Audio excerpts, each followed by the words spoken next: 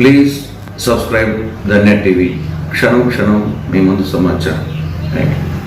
Please subscribe Dhanya TV. క్షణక్షణం మీ ముందు సమాచారం. Please like Danya TV and subscribe Danya TV. Thank you.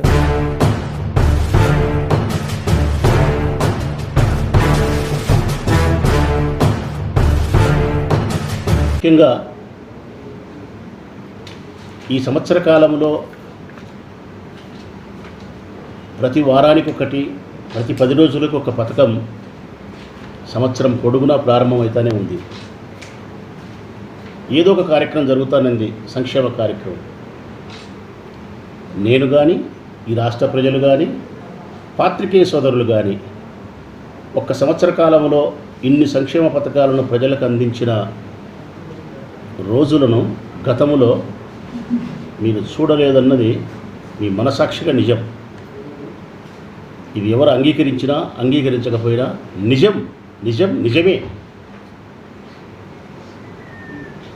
నా 52 సంవత్సరాల జీవితంలో, నా 25 సంవత్సరాల రాజకీయ జీవితంలో ఒక్క సంవత్సర కాలంలో ఇన్ని సంక్షేమ పథకాలను ప్రవేశపెట్టిన ముఖ్యమంత్రిని గౌరవనీయులైన జగన్మోహన్ రెడ్డి గారినే చూడగలిగిన, ఈ ప్రభుత్వాన్నే చూడగలిగిన. ఈ ప్రభుత్వంలో నేను కూడా శాసనసభ్యునిగా, ఈ ప్రభుత్వంలో, ఈ పార్టీలో ఒక శాసనసభ్యునిగా కొనసాగుతూ ఉన్నందుకు మిక్కిలి సంతోషపడతా ఉన్నా, గర్వపడతా ఉన్నా. కానీ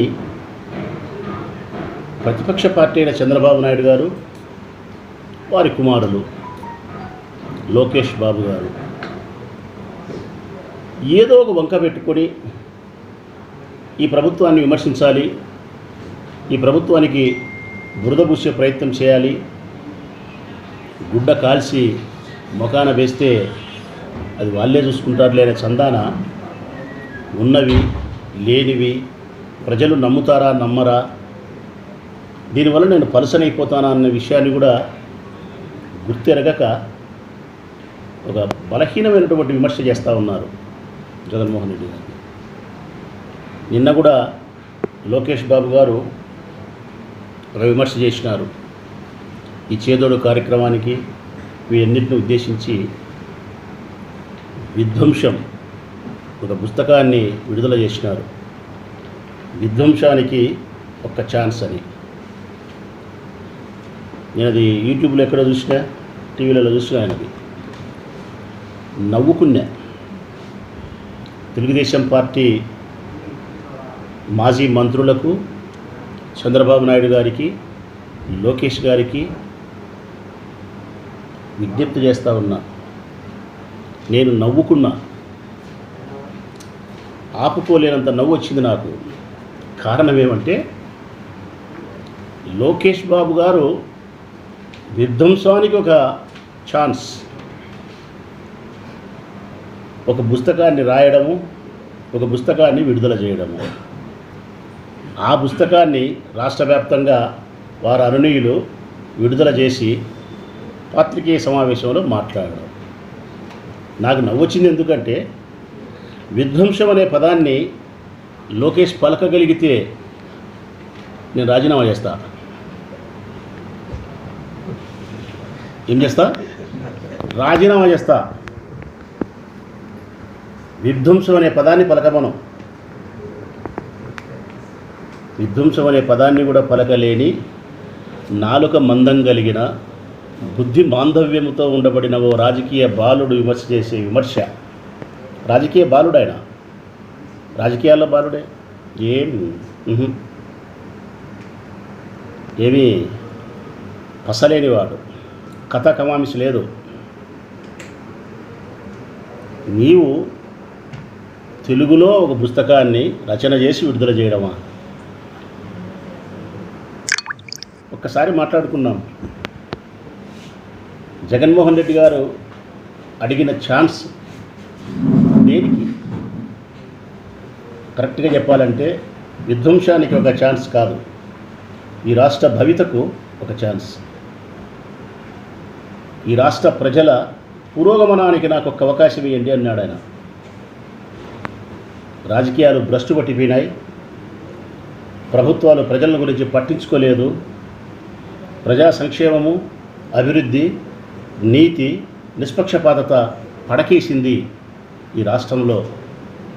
వాటిని నేను కరెక్ట్ అయిన మార్గంలో పెడతాను, నిజాయితీతో కూడిన పరిపాలన చేస్తాను, నిష్పక్షపాతమైనటువంటి ఆలోచన విధానంతో పరిపాలన చేస్తాను, సంక్షేమ అభివృద్ధి ఫలాలు అర్హత కలిగిన ప్రతి పేదవారికి అందిస్తాను, రాజకీయ సంస్కరణలు చేపడతాను, ఈ రాష్ట్రాన్నే కాకుండా రాజకీయాలను ఒక గాడిలో పెట్టడానికి నాకు ఒక ఛాన్స్ ఇవ్వండి అన్నాడు.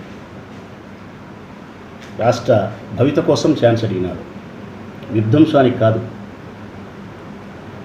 ఒకవేళ వాళ్ళు చెప్పినట్టే విధ్వంసానికి ఒక ఛాన్స్ అయితే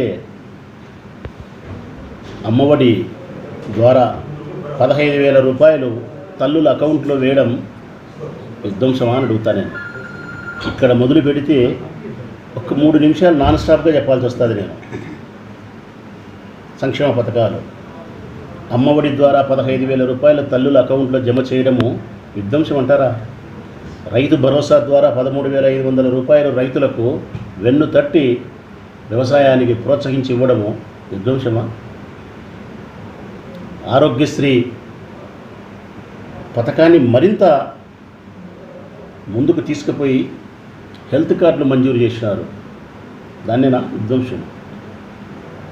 చేనేత సదస్సు ద్వారా ఏ ముఖ్యమంత్రి ఆలోచన చేయని విధంగా 24,000 రూపాయలు చేనేత నేతన్నలకు ఇచ్చినారే, దీన్నేనా విధ్వంసం అనేది? నాయి బ్రాహ్మణులకు, రజకులకు, టైలర్లకు, అర్చకులకు, మోజోములకు, ఫాస్టర్లకు, సంవత్సరానికి ఒక చొప్పున లాయర్లకు దీన్ని విధ్వంసం అంటారా, బతికించడం అంటారా?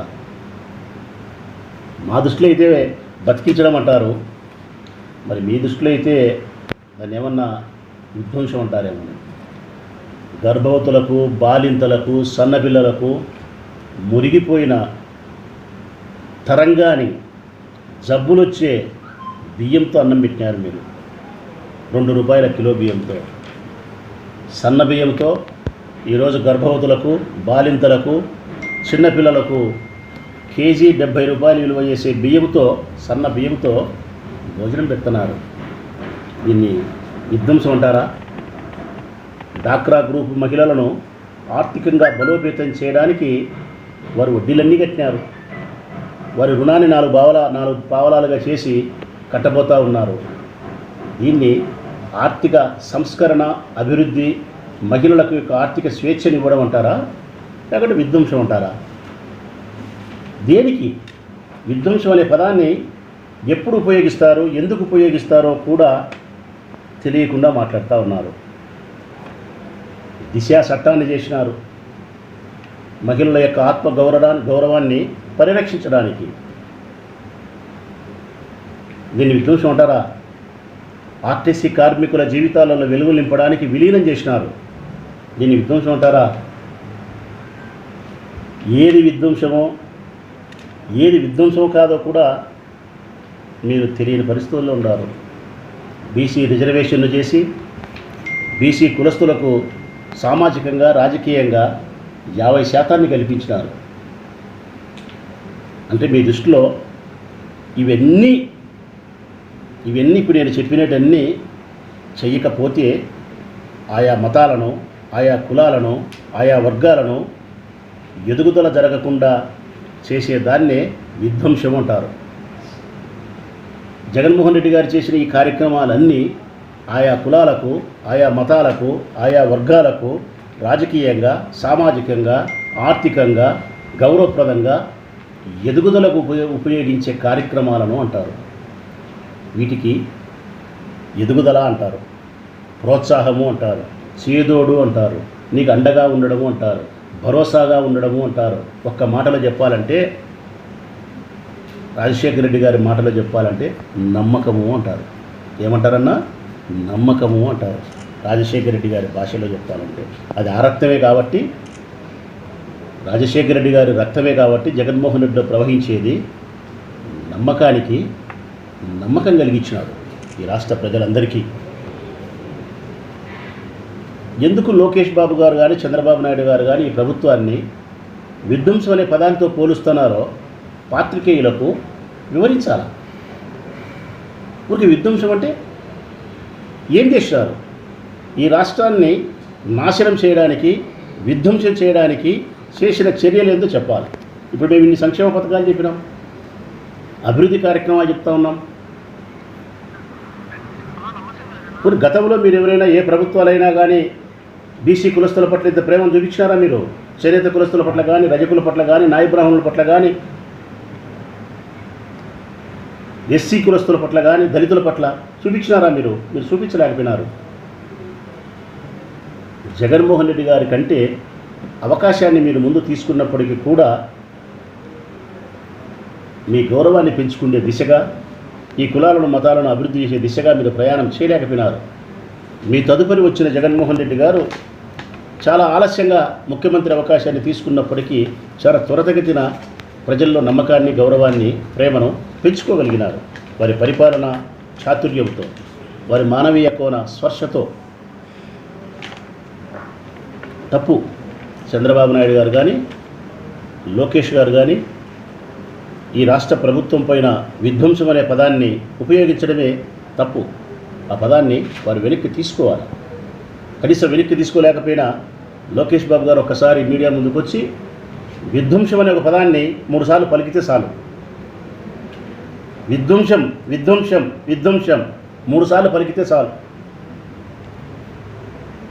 తెలుగు భాషలోని పదాలను కూడా ఉచ్చరించడానికి కూడా అవకాశము, చేత కానీ, నాలుక మందం కలిగిన, ఒక బుద్ధి మాందవ్యంతో ఉండబడిన, ఇంకా కరెక్ట్గా చెప్పాలంటే ఒక్కసారి కూడా నువ్వు ఎమ్మెల్యే కాలే, శాసనసభా సభ్యత్వాన్ని పొందకుండా శాసనసభా సభ్యత్వానికి పోటీ చేసి పరాజితునివై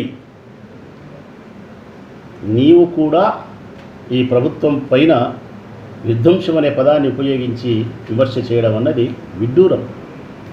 జనరల్గా నాకు తెలిసి, నాకుండే పరిజ్ఞానం ప్రకారం విధ్వంసం అనే పదము చాలా భయంకరమైన పదం. ధ్వంసం చేసిన తర్వాత ఉద్భవించిన పదం అది. ఏది ఒకదాన్ని ఏదాన్నైనా మనం ధ్వంసం చేస్తాం, కూలగొలుస్తాం, నాశనం చేస్తాం. కానీ ధ్వంసం చేసిన దానికంటే గొప్ప పదం విధ్వంసం. అంటే దానికంటే మరింత ఎక్కువ రెట్లుగా నాశనం చేసేదాన్ని విధ్వంసం అంటారు. తెలుగులో ఏ పదానికి ఎటువంటి అర్థం వస్తుందో కూడా తెలియని వ్యక్తి ఏమైనా మాట్లాడితే నేను తెలుగు చదువుకోలే, ఇంగ్లీష్ మీడియంలో చదువుకునే అన్నారు. కేటీఆర్ ఏం చదువుకున్నాడో? ఇంగ్లీష్ మీడియంలో చదువుకునేది ఆయన. జగన్మోహన్ రెడ్డి ఇంగ్లీష్ మీడియమే.